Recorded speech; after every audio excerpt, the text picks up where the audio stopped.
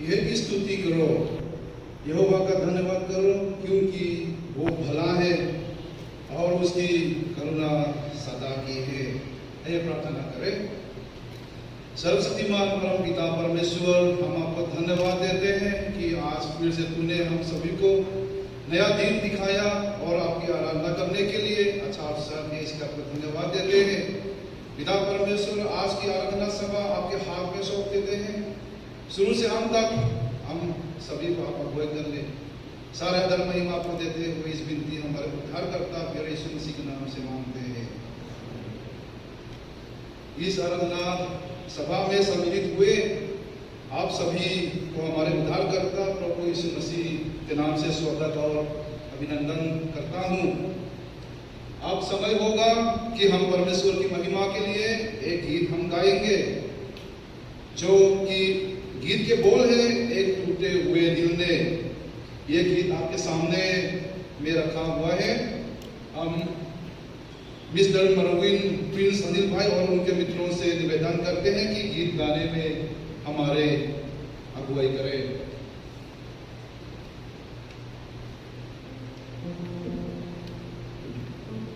विनती है हम सब अपने स्थान पे खड़े होकर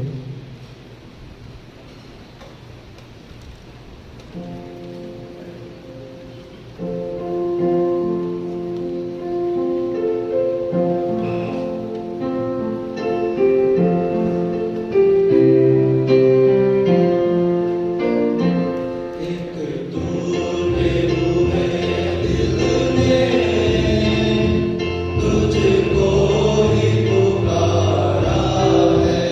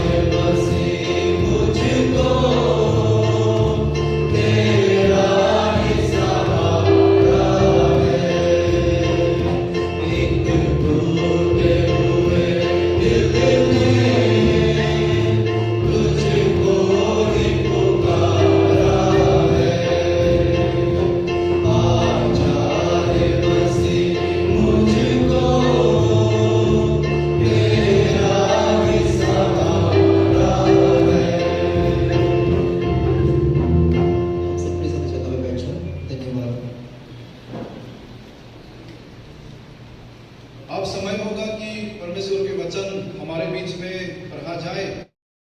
ज्योत्सना नाथ को आमंत्रित करता हूँ और उसके बाद मध्यस्थता प्रार्थना करने के लिए मिस्टर अनिल मसीह भी आएगा।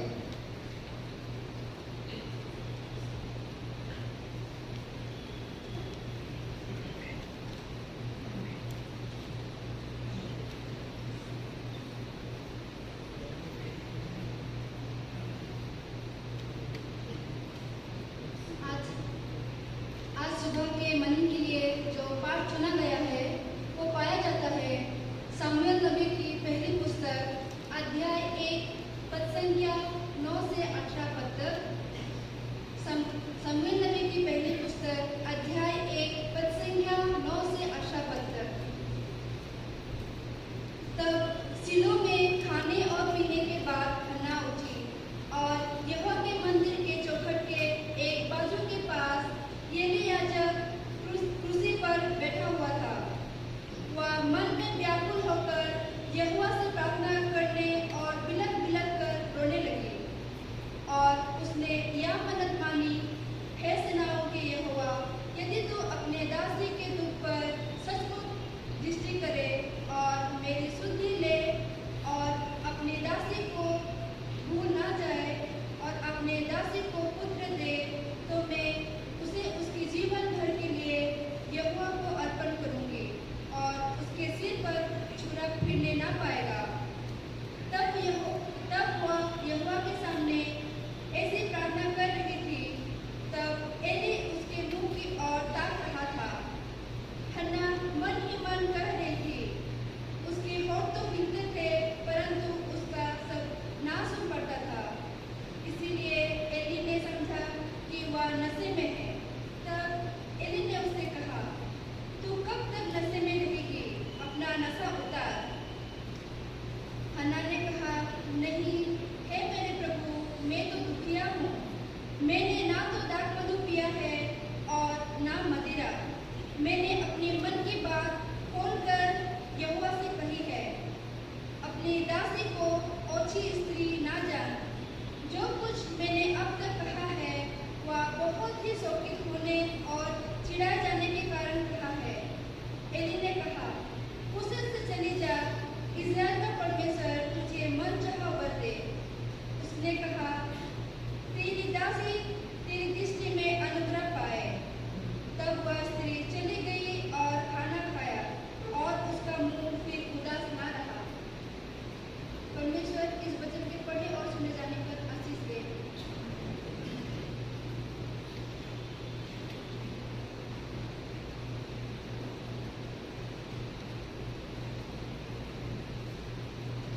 प्रार्थना करेंगे। अनुग्रहकारी सामर्थ्य परमेश्वर पिता, एक बार फिर से हम आपको धन्यवाद देते हैं आज की सुबह में, जबकि आपने मौका दिया कि प्रभु आपकी पवित्र हुजूरी में आकर आपके प्रियों के द्वारा जो आराधना और प्रभु गीत को गाया गया, हाँ मेरे प्रभु, आपको ग्रहण योग्य हो और आगे की इस आराधना की कड़ी को भी हम आपके हाथों में सौंपते हैं। प्रार्थना करते हैं परमेश्वर पिता कि हम में से हर एक के लिए, जिनको करे प्रभु जी आपने अब तक संभाला, हर तरह के उन दुख परेशानी तकलीफों से भी प्रभु बचा के रखा है और ये शुभ अवसर दिया ताकि प्रभु आपके पवित्र नाम को ले सके। हम खास तौर से प्रार्थना करते हैं हमारे भारत देश के लिए एवं इसके साथ और भी तमाम देशों के लिए जो संकट से गुजर रहे हैं। मैक्सिको जो खतरनाक तूफान और बाढ़ की चपेट में है और उसी तरीके से जो हरिकेन तूफान की वजह से फ्लोरिडा के अधिकांश घरों को खाली करवा दिया गया है। अब ऐसे संकट की घड़ी में हे प्रभु आपकी सहायता की जरूरत है। प्रभु दया करें और उस तबाही होने से, बर्बादी होने से प्रभु आप भी बचाएं। प्रभु इसी के साथ हम प्रार्थना करते हैं तमाम बीमारियों से ग्रसित लोगों के लिए जो मौसम बदलने के कारण पिता परमेश्वर नाना प्रकार से हम प्रार्थना करते हैं एनएमएल के भाई के लिए जो कैंसर से पीड़ित हैं। प्रभु इसी के साथ हम प्रार्थना करते हैं कि भगवान को लिए जो बुखार से पीड़ित है और बुखार प्रभु नहीं उतर रहा, प्रभु हम प्रार्थना करते हैं अपने भाई साहेब हंसे के लिए जो भी प्यारे प्रभु परेशान हैं, इन सब के लिए प्यारे प्रभु हम आपके पवित्र हाथों में सौंपते और आपके पवित्र हाथ के स्पर्श को चाहते हैं कि प्रभु छूकर और उन्हें उनकी तकलीफ और परेशानी से चंगाई को दे। खास तौर से प्यारे प्रभु जी हम प्रार्थना करते हैं एबीएस की सेवाओं के लिए जो कि पिता परमेश्वर आपके नाम से दी जाती है। प्रभु हमारी प्रार्थना है यहाँ पर एक एक छात्र और छात्राओं के लिए और विशेष तौर से हमारे शिक्षक गणों के लिए जिनको प्यारे पिता परमेश्वर आपने बड़ा वर्णन किया था कि प्रभु जी हम सबको आप में होकर सिखाएं। प्रभु अच्छा स्वास्थ्य और प्यारे प्रभु जी आपकी उपस्थिति में बढ़ने के लिए हम प्रार्थना करते हैं। खास तौर से हम प्रार्थना करते हैं जब आराधना का ये करे प्रभु जी एक मुख्य भाग है, जबकि करे पिता परमेश्वर आपके वचन की करे प्रभु सेविकाई के लिए जब करे पिता परमेश्वर आप अपने सेवक के लिए इस्तेमाल करते हैं तो हम जानते हैं कि आपका वचन पवित्र है, सलोना है, सच्चा है, जीवित है। प्रभु ये अपनी शक्ति और योग्यता से कोई भी इसका प्रचार प्रसार नहीं कर सकता, परंतु प्रभु पवित्र आत्मा हम आपके अभिषेक को चाहते हैं। प्रभु अपने वेदी पर के अंगारों से प्यारे पिता परमेश्वर अपने सेवक के ओंठों को छू लेना ताकि करे प्रभु जी जो भी वचन बोले वो आपके अभिषेक से भरा हुआ करे प्रभु वचन उनके मुंह से निकले, आपके नाम को महिमा मिले और हम सब के लिए आशीष का एक करे प्रभु जी वसीला बन सके। आदर और महिमा आपको देते हुए इस विनती प्रभु यीशु मसीह के नाम से मांगते हैं, आमीन। उत्तरवादी पठन के लिए हम निकलेंगे भजन संहिता 34 11 पद से 18। This is time for the responsive reading. Let us open the books of Psalms 34 verse 11 to 18. हम एक आयत में पढ़ूंगा और दूसरी आयत आप पढ़ेंगे और आखिरी आयत हम सब मिलकर पढ़ेंगे और उसके बाद प्रभु की प्रार्थना में जाएंगे। आइए हम सब खड़े हो जाएंगे।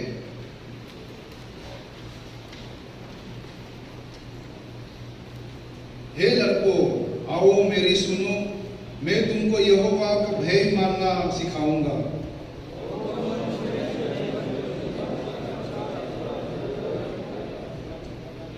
अपनी जीभ को बुराई से रोक रख और अपने मुंह की चौकसी कर कि उससे छल की बात ना निकले।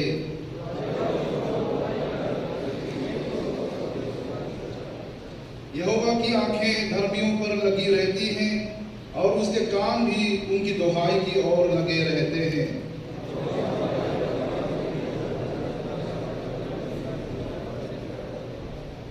धर्मी दुहाई देते हैं और यहोवा सुनता है और उनको सब विपत्तियों से छुड़ाता है। यहोवा टूटे मन वालों के समीप रहता है और पिसे हुओं का उद्धार करता है। आइए प्रार्थना में जाएंगे। हे हमारे पिता, तू जो स्वर्ग में है, तेरा नाम पवित्र माना जाए, तेरा राज्य आए, तेरी इच्छा जैसे स्वर्ग में पूरी होती है वैसे पृथ्वी पर भी हो। हमारे दिन भर की रोटी आज हमें दे और जिस प्रकार हमने अपने अपराधियों को क्षमा किया है वैसे ही तू भी हमारे अपराधों को क्षमा कर और हमें परीक्षा में न ला परंतु बुराई से बचा, क्योंकि राज और पराक्रम और महिमा सदा तेरी ही है। आमीन। आइए जाएंगे। आप वो ईश्वर के वचन को सुने जिसके लिए आज के हमारे प्रचारक मिस्टर पी.सी. मोयल को आमंत्रित करता हूं और इस आराधना सभा का समापन भी उनके हाथ में सौंपते हैं।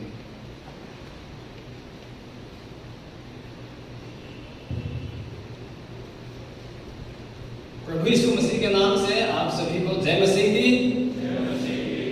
फिर से इस आराधना में आप सबका स्वागत करता हूँ।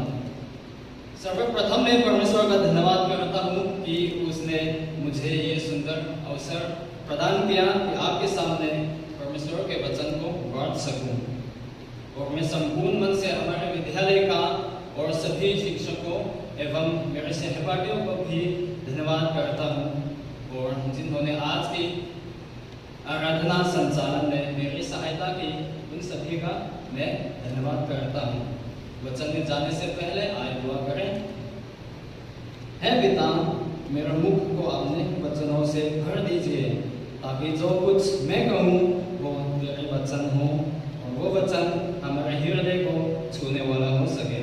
ये प्रार्थना यीशु मसीह के नाम से मांगते हैं। हम प्राचीन काल से हम जान सकते हैं कि दुनिया बीमारियों और पीड़ाओं में से भरी है और हम आज भी पीड़ा का सामना कर रहे हैं। नास्तिकों का बड़ा सवाल और उनका विषय है, अगर परमेश्वर अच्छा और धर्मी है तो बुराई क्यों होती है? भले मनुष्य कष्ट में क्यों रहते हैं? यदि परमेश्वर सर्वशक्तिमान, सर्वज्ञानी और प्रेम करने वाला है तो उसे दुख नहीं होने देना चाहिए। ये मसीहों की सबसे बड़ी कमजोरियों और असफलताओं में से एक है। इसलिए आज मेरे संदेश का विषय जो है टूटापन एक आत्मिक परिपक्वता की ओर, टूटापन एक आत्मिक परिपक्वता की ओर, brokenness as a step towards spiritual maturity, जो कि शमूएल की पहली पुस्तक अध्याय 1 पद संख्या 9 से 18 पद पर आधारित है। शमूएल की पुस्तक का सटीक लेखक अज्ञात है। तलमूद एक विस्तृत यहूदी कानून पुस्तक कहती है। शमूएल ने उसके नाम पर एक पुस्तक लिखी, न्यायों और रूप की पुस्तक है। हालांकि विद्वान ये नहीं मानते हैं कि शमूएल पुस्तक के लेखक थे। शमूएल की पुस्तक में ही हम शमूएल की मृत्यु के बारे में 2 बार पढ़ते हैं। कुछ विद्वानों का मानना है कि यह राजा सुलेमान की मृत्यु के तुरंत बाद लिखा गया था। इसका कारण यह है कि लेखक स्पष्ट रूप से दिखाता है कि सुलेमान के राज्य को विभाजित किया गया था। विद्वान दुमेलोव का मानना है कि इसे 8वीं शताब्दी ईसा पूर्व के आसपास लिखा गया था। थोबार्न का मानना है कि यह 7वीं शताब्दी की शुरुआत में 675 ईसा पूर्व के आसपास लिखा गया था। कई आधुनिक विद्वानों का मानना है कि ये ड्यूटेरोनोमियस के द्वारा लिखा गया था। जैसा कि पहले उल्लेख किया गया है, माना जाता है कि पूरी किताब बेबीलोन की निर्वासन के समय के आसपास लिखी गई थी। यहूदी बाइबल में पहला शमूएल और दूसरा शमूएल एक ही किताब है, जिसको शमूएल की किताब के नाम से जाना जाता है। यूनानी बाइबल सेप्तुअगिंत में इसे 2 पुस्तकों में विभाजित किया गया है, जिसमें राजाओं की पुस्तक भी शामिल है, जिसे बेसिलियन कहा जाता है, जिसका अर्थ है राज्य।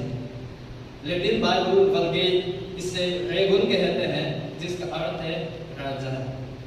यहूदी बाइबल में वहाँ पहले नबियों में से एक है, जबकि यूनानी बाइबल में वहाँ इतिहास में से एक है।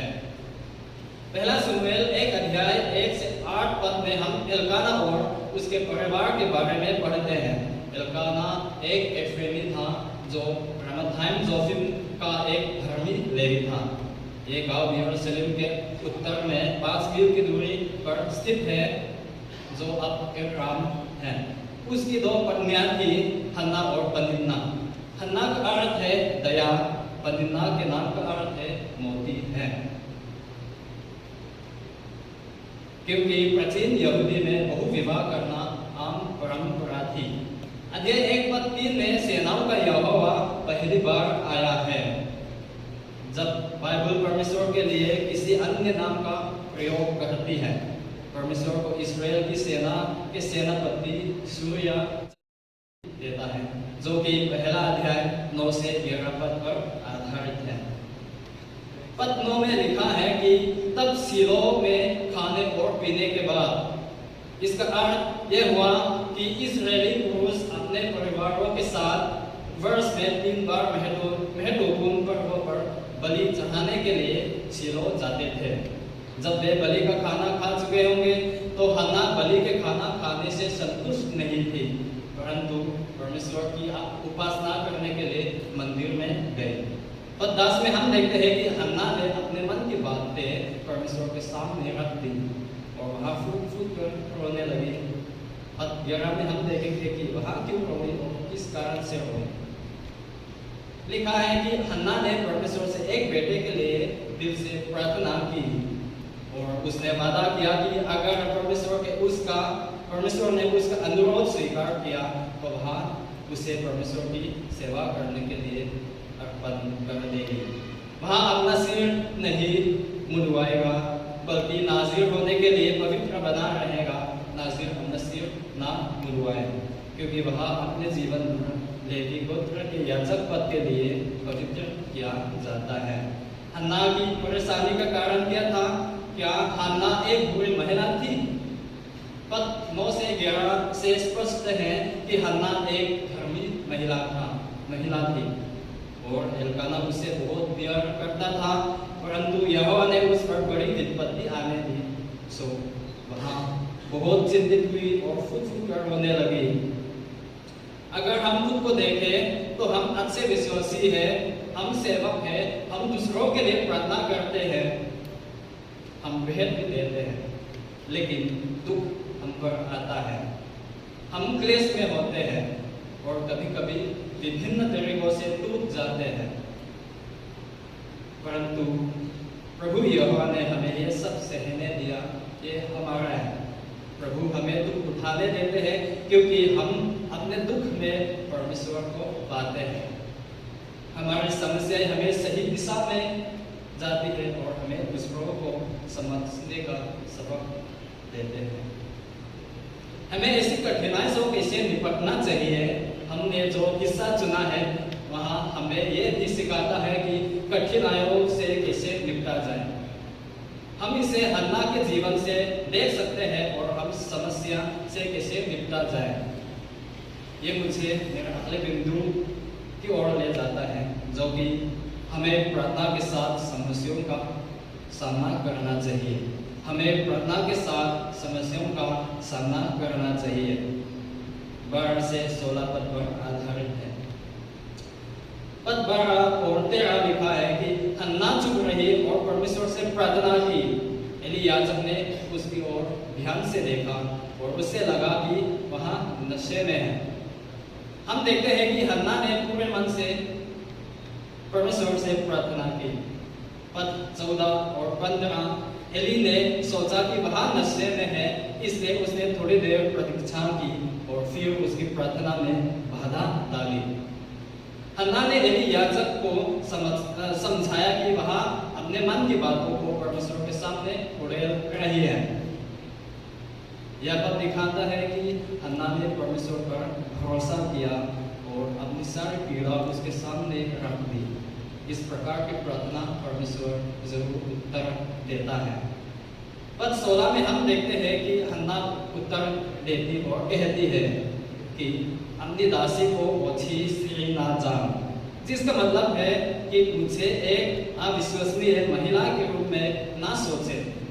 वहाँ कहती है हन्ना ने अपने हृदय की बातों को परमेश्वर को सौंप दिया। हालांकि हन्ना ने अपनी सभी परेशानियों और कष्टों का सामना करने के लिए उत्साह और ईमानदारी से प्रार्थना करना चुना। कई बार प्रभु हमें दुखों का सामना करने की अनुमति देता है और हन्ना का जीवन हमें सिखाता है कि दुख का सामना कैसे करना है।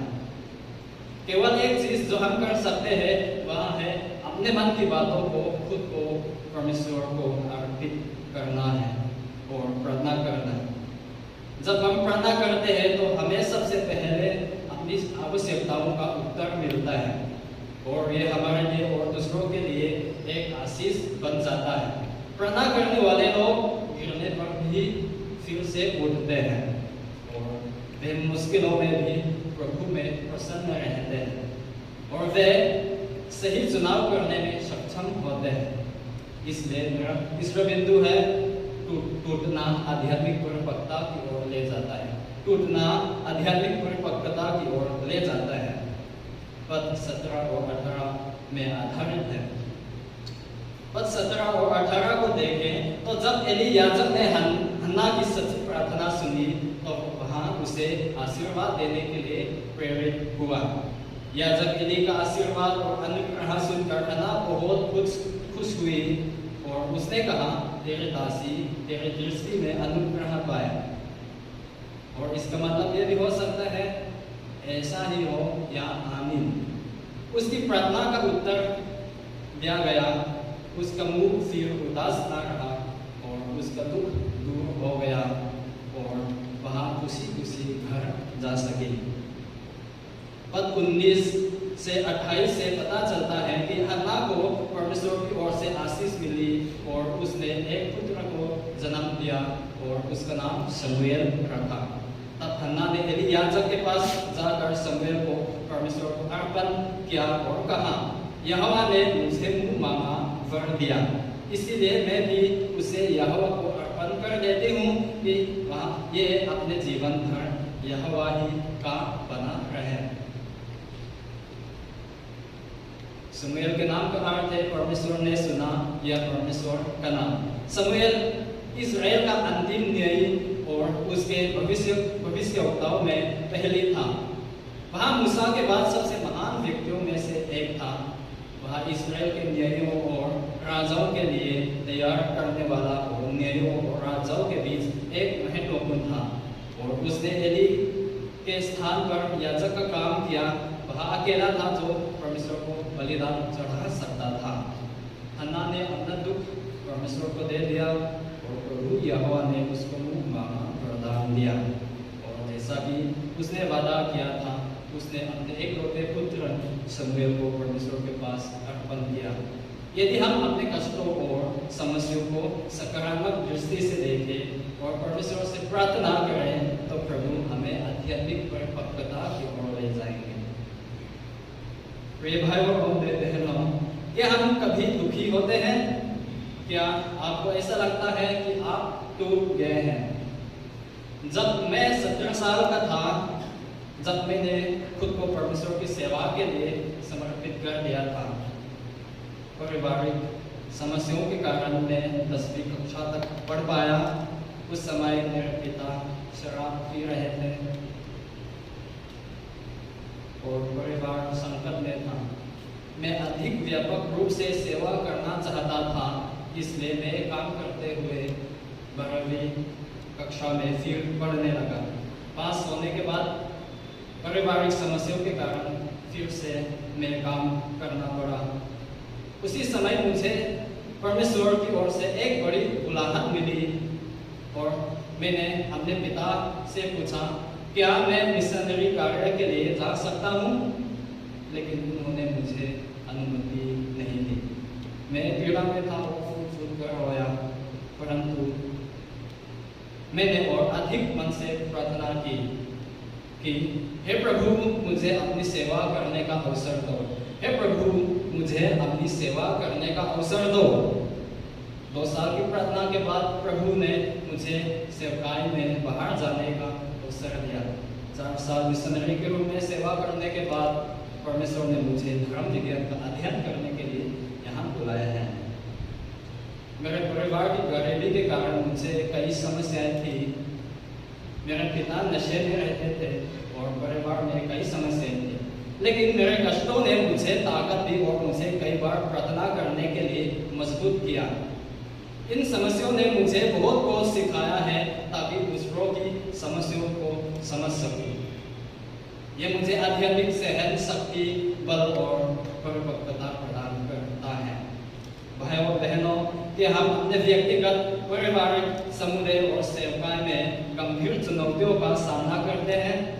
हमें यह जानने की जरूरत है कि इस कठिन समय में परमेश्वर हम पर नजर रखता है। परमेश्वर हमारे मन और शरीर के टूटेपन में स्वयं को हम पर प्रकट करता है। परमेश्वर ने हन्ना की पीड़ा को देखा और उसकी प्रार्थना का उत्तर दिया। जब उसने भौतिक और आध्यात्मिक आशीर्वाद प्राप्त किया, आए हम प्रभु के आशीर्वाद का उपयोग अपने जीवन को नष्ट करने के लिए ना करें, बल्कि अपने आध्यात्मिक जीवन को परिपक्व बनाने और हमें परमेश्वर के करीब लाने के लिए करें, जहां हम परमेश्वर की महिमा को देखेंगे। ये परमेश्वर की इच्छा नहीं है कि हम पीड़ित हों। हमारी परेशानियां हमें उसके ओर करीब लाती हैं और हमें आत्मिक परिपक्वता की ओर ले जाती है। हन्ना का जीवन हमें आध्यात्मिक परिपक्वता के लिए कई सबक सिखाता है। हन्ना ने अपनी पीड़ा को निराशा के स्रोत के रूप में इस्तेमाल नहीं किया। ये हमें सिखाता है कि दुनिया से हार नहीं माननी चाहिए। अगर हम पूरे दिल और आत्मा से प्रार्थना करते हैं, प्रभु हमें हमारे आवश्यकताओं के अनुसार उत्तर देते हैं। हन्ना ने शमूएल को जन्म दिया जैसा उसने वादा किया था कि उस पुत्र को उसने जीवन भर के लिए परमेश्वर को अर्पण कर दिया। जो लोग परमेश्वर को पाते हैं उन्हें विश्वास योग्य होना चाहिए, और यदि हम परमेश्वर से कई वादा करते हैं तो हमें उसे निभाना चाहिए। परिपक्व विश्वासियों के लिए ऐसे करना आवश्यक है। हम देखते हैं कि हन्ना ने शमूएल को, जिसे परमेश्वर की ओर से आशीष मिली थी, परमेश्वर के पास लौटा दिया। आइए हम खुद से पूछें कि क्या हम परमेश्वर द्वारा दिए गए आशीर्वाद को किस तरह उपयोग क्या है। मुझे लगता है कि हम सभी महान मिशनरी टेलर हडसन को जानते हैं। उन्हें कई कठिनाइयों का सामना करते हैं, जैसे बीमारी, उनकी पत्नी की मृत्यु, उसके बच्चों की मृत्यु, सहकर्मियों द्वारा परित्याग, उत्पीड़न, आर्थिक समस्या इत्यादि। लेकिन उसने परमेश्वर पर भरोसा रखा।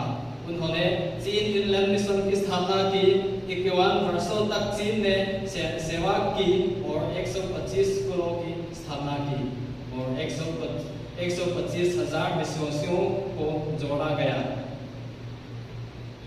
849 मिशनरी और स्थानीय लोग अभी भी 300 से अधिक मिशन स्टेशन चला रहे हैं। यह स्पष्ट है कि परमेश्वर शक्तिहीन को बहुत सामर्थ्य देता है।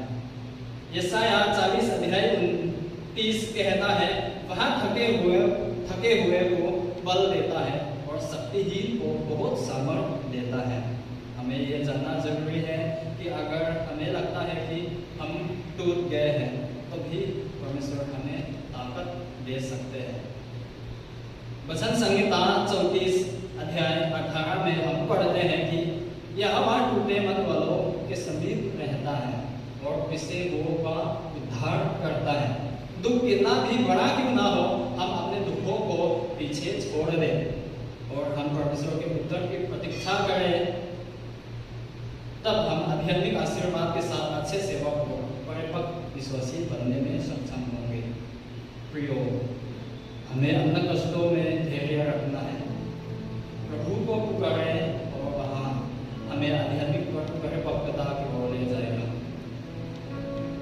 भले ही हम अपने पापों और दुर्भाग्य के कारण मानसिक रूप से टूट गए हों, फिर भी हम परमेश्वर को बहाल करने का आह्वान करें ताकि हम खुद को समझ और कलीसियों का पुनर्निर्माण कर सकें। परमेश्वर अपना वचन हम सभी के लिए आशीष करें। आइए हम सब अपने स्थानों में खड़े हो जाएंगे। हम अपने आंखों को बंद करेंगे, प्रार्थना में जाएंगे। आइए अपने स्थानों खड़े हो जाएंगे।